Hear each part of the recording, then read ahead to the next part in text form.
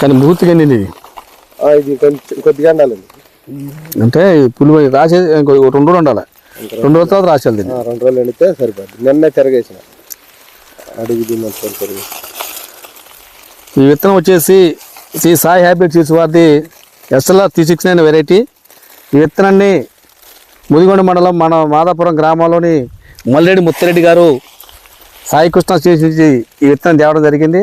ఈ విత్తనం తెచ్చి సుమారుగా ఇక్కడ సాగు చేయడం జరిగింది. ఈ విత్తనం చూడండి ఎలా ఉందో. ఇప్పటికీ రోజుకి 50 మంది కూలీల చొప్పున ఇప్పుడు సగం కూడా కాలేదు. సగం అయిందా? సగం కాలే. విత్తనం ఇంకా 10 రోజులు పట్టింది. ఇంకా 10 రోజులు పట్టిద్దే. కాయ కూడా బాగుంది. అసలు మనం అనుకుంది అంచనా 35 అనుకున్నానే, ఎక్కువ వస్తుందండి. 35 దాటుద్ది కదా.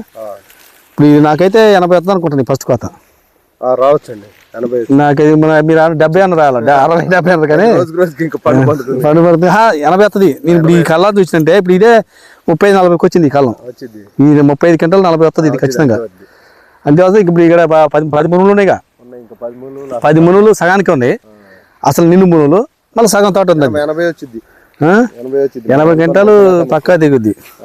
కాయ కూడా డ్యామేజ్ లేదు. ఇప్పుడు కూలీలు ఏరైనా ఇట్లాంటి 4 ఎకరాలు 4.5 ఇట్లాంటి కూలీలు వదిలిపెట్టిన పచ్చికాయలు తప్ప ఈ పచ్చికాయ తాలుగైద్ది. ఇక అంతే. ఈ పసరకాయలు కూలీలు కూర్చున్న కాయలు జారి వచ్చిన కాయలు లేకుండా తాలుగా లేదు. అసలు కాయ మచ్చలేదు అసలు. కాయ మచ్చ